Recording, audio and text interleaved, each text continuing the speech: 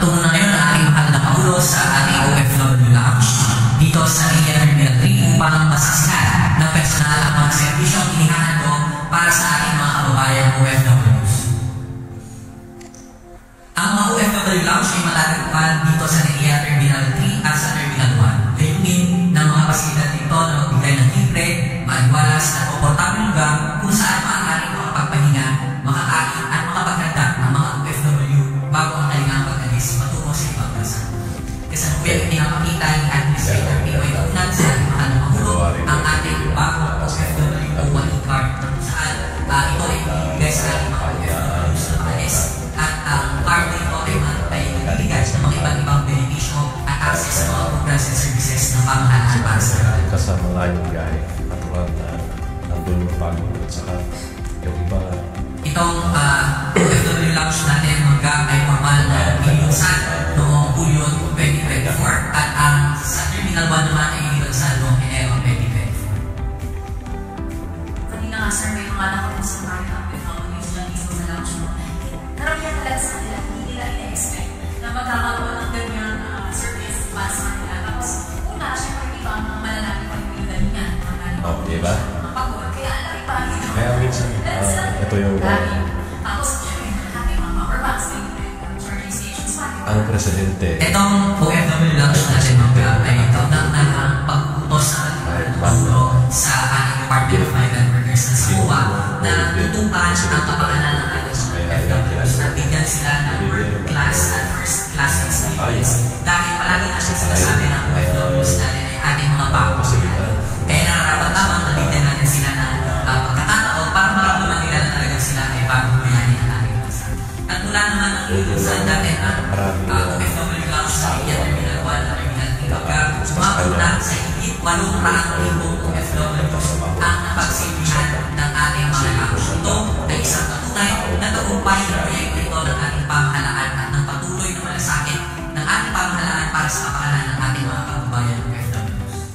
Grabe sir, yung 800,000 mo na yun, kumpay na yun sa nakita Terminal 1 and Terminal 2? Yes po, and as itong Terminal 3 na lang natin ang daily count natin ng mga OFWs na bumibisita dito ay hindi tayo makapababa ng isang dahil itong OFW Lounge natin ay pwede ito 24 hours a day, 7 days a week. Kaya ganyan, tutok talaga ng servisyo. At saka sir, nandito po ako sa OFW Lounge kanina. May nakita rin po ako itong OWA and DFW lang test.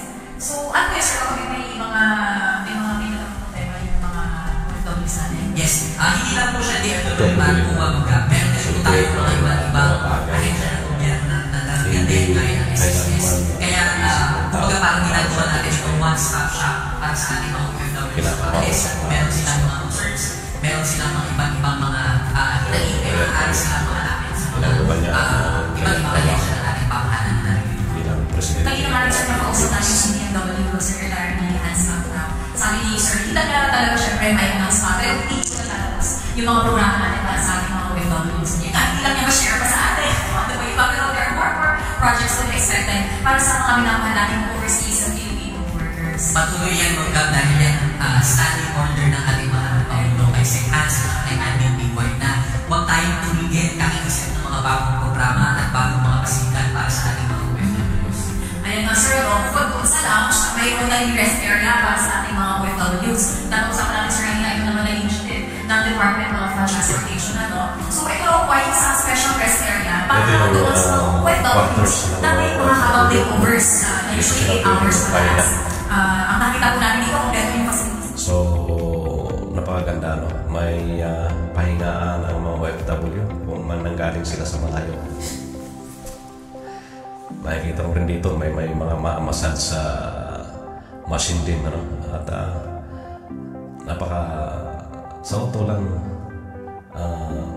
talagang believe din ako dahil ginawa nila ito. Para makapagbigay ng first-class experience para sa ating mga pamumuyan. Doon yung, makikita niyo yung grabe sir, massage chair. And I personally believe that hindi biro yung sa kanila ng mga OFWs. Hindi biro sir, kung alam yung hindi na kumali sa pamilya mo, diba? At least this is something that we can give to them. Parang bilang recognition of their sacrifices, yung pagsisikap nila para sa bansa. Tama, no? Maganda yung ginawa ganyan. Ano? Maganda rin yung ganyang paglilibot ni PBBM sa mga pasilidad na karamihan na ginagamit ng mga tao. No? Lalo na sa mga OFW. Ang mga bagong bayani na sinasabi. No?